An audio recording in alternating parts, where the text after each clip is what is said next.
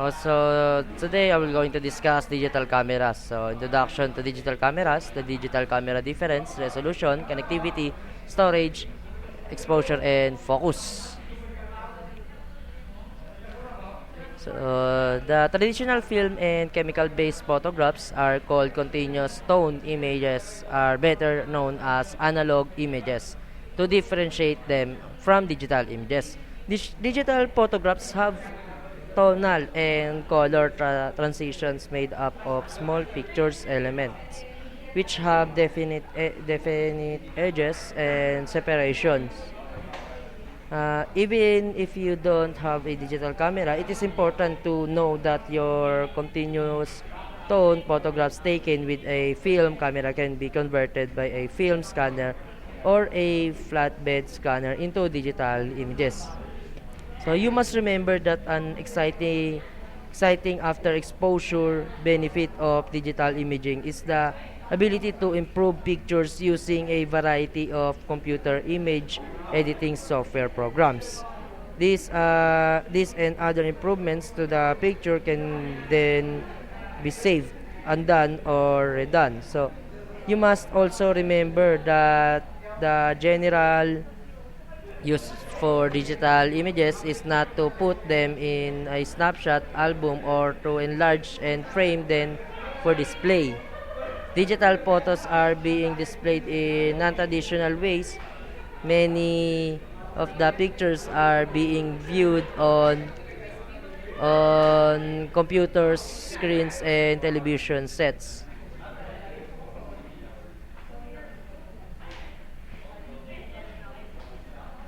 So, digital cameras and at first glance seem to resemble film cameras in appearance.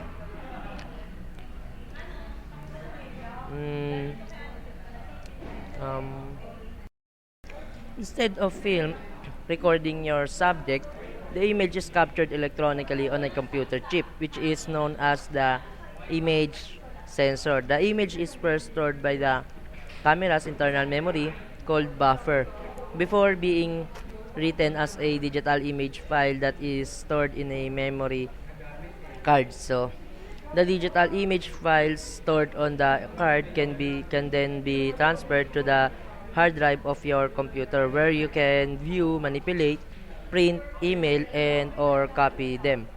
So transferring the images from the camera to the computer is very easy. You can either plug in a cord between those two devices or put the memory card into a small reader device connected to the computer.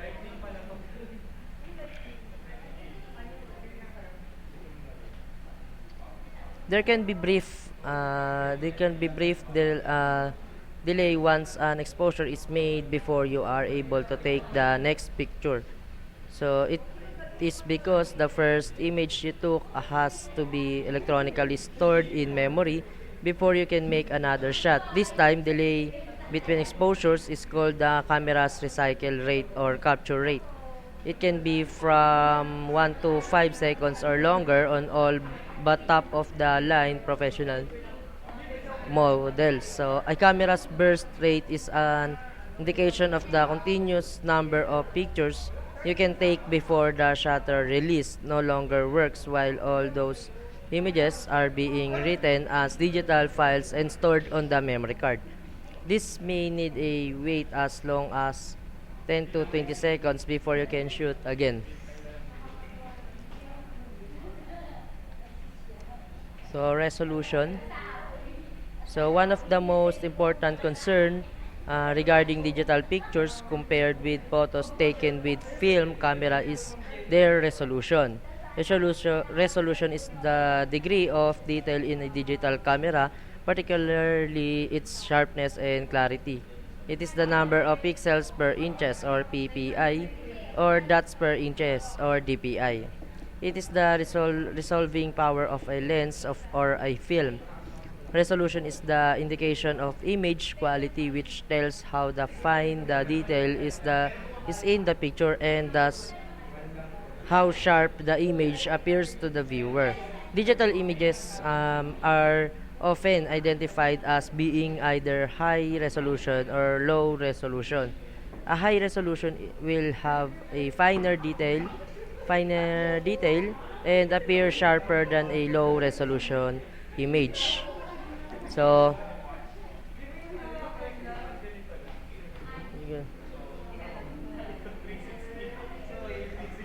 uh, um,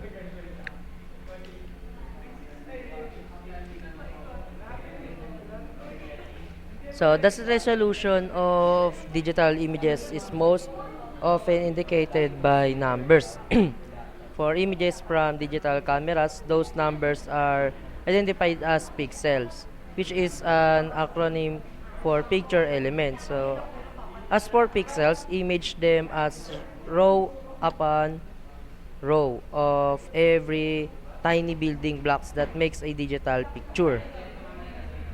The resolution of a digital image is expressed as the number of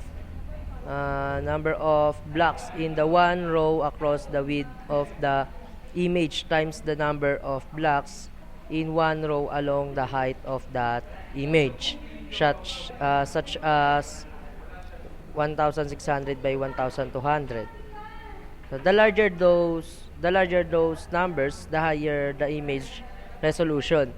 And therefore, the better the picture quality. Always remember that digital cameras record rectangular images.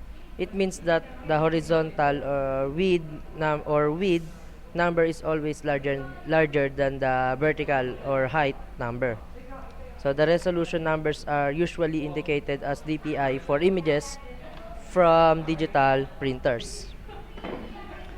So digital camera manufacturers have continued to to increase the size of image sensor chips in their newer models. So the number of number of pixels and image quality has also increased. So professional cameras with nearly 14 megapixels were on the market by 2003. As a general rule, the more pixels, the larger the camera because of the increased physical size of the image sensor, and of course the higher the price of the camera. So the cameras with the most pixels are usually SLR models that are used by photojournalists and other professional photographers. So the image sensor described a while ago are CCD or charge coupled device chips that were adapted from earlier videotape camcorders. So more recent technological advancements have launched other types of images or image sensors to digital cameras, such as improved CMOS or CMOS or complementary metal oxide semiconductor and the Foveon X3 chip. So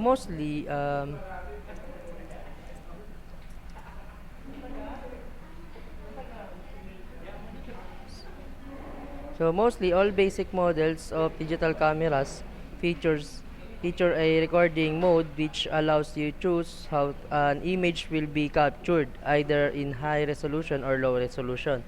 Low resolution in general is sufficient for displaying the image on a computer monitor or television screen, while high resolution is required for making photo quality print larger than the common 4 by 6 inches snapshot size.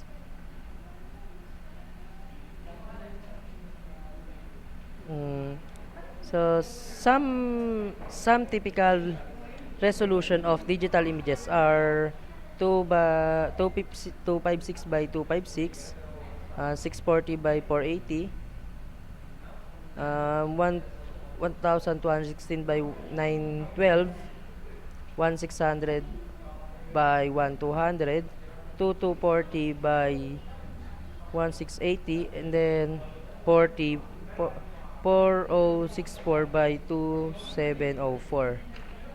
So these 256 by 256, this resolution is found on very cheap cameras. So this is 65,000 total pixels. And then 640 by 480, this resolution is the low end of most real cam cameras. This is the ideal resolution for emailing picture or emailing pictures or posting pictures on a website. So 1216 by 912, this is a megapixel image size, which has a total pixels of 1 million 1 million 109,000. This is good for printing pictures. Then 1600 by 1200, this resolution almost has 2 million total pixels. You can print a 4 by 5 inches print using this resolution. So 2240 by 1680. This is the resolution found on 4 megapixel cameras.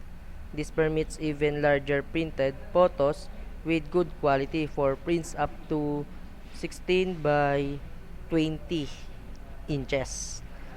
So 4064 by 2704, this resolution has 11.1 million total pixels.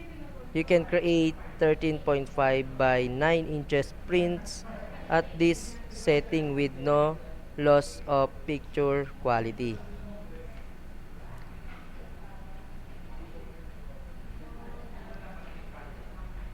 So now, many digital cameras can be connected directly to a computer for data transfer, such a digital computer um, data transfer. And then also most digital cameras today have some sort of removable storage, which are floppy disk or CD or DVD, compact flash or micro drives, memory stick, SD or um,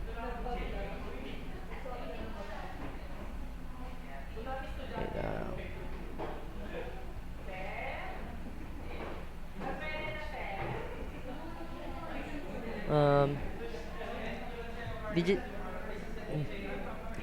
floppy disk, CD or DVD, compact flash, uh, flash, compact flash cards or micro drives, memory stick, MMC, mini SD card, micro SD card, XD picture card, smart media, FP memory, computers, hard drive.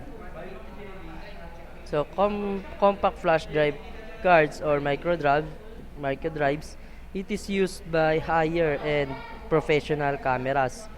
So the micro drivers are hard drives in the compact flash form factor. The memory stick, it is proprietary flash memory type created by Sony. SD MMC, a flash memory card in a small form factor replacing compact flash. So the mini SD card, a smaller card used in device like camera phones. Micro SD card, a smaller version of the SD card, which is also used in camera phones. So XD picture card, it is a card with a format smaller than an SD card, and it was developed by Fuji and Olympus in 2002. Smart media, it completed with compact flash and was limited to 128 MB in capacity. It is now obsolete. The XD picture card was created as a replacement for smart media. And then FP memory. So it is a 2 to 4 MB serial flash memory. It is known from the Mustang or re, uh, releases Dimera low end camera or cameras. So no matter what type of storage media a photographer use, all digital cameras needs need a lots of storage for pictures. Digital cameras usually store images in one of the two formats, which are TIFF, which means tag image file format, and JPEG, which is Joint Photographic Experts Group. So TIFF is uncompressed image and JPEG is compressed image. So most cameras use the JPEG file format and offers quality settings like medium or high. Most digital cameras use data compression to make the files smaller in order to make the most of their storage space. So two features of digital images that make compression possible area or a possible, which is repetition, is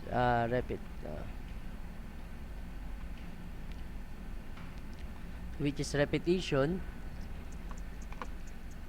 and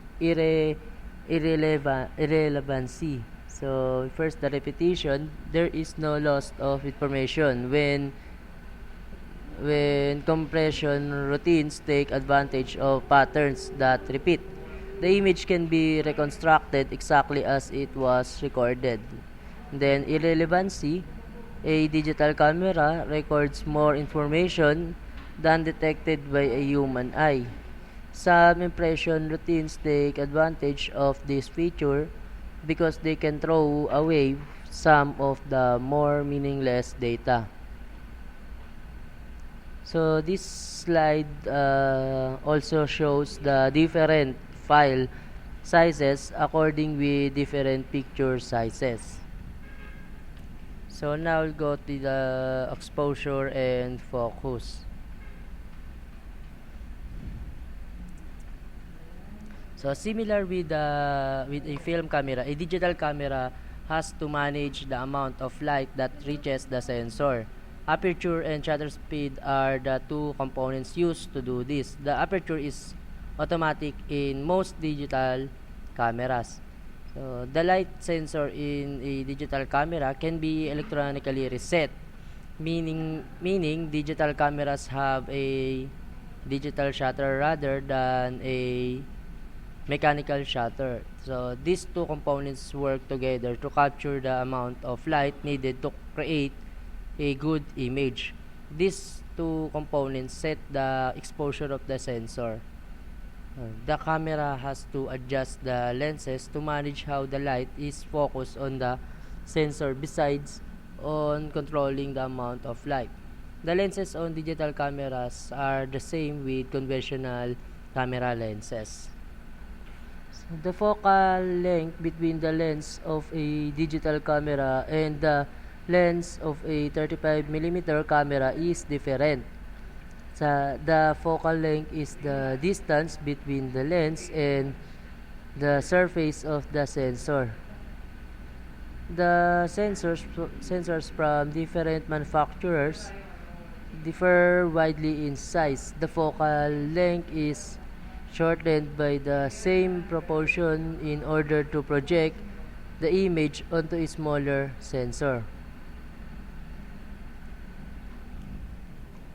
So digital cameras have one of four types of lenses, which are fixed focus or fixed zoom lens, optical zoom lens with automatic focus, digital zoom lens, replaceable lens system. So the fixed focus or fixed zoom lens, these are disposable and inexpensive lenses.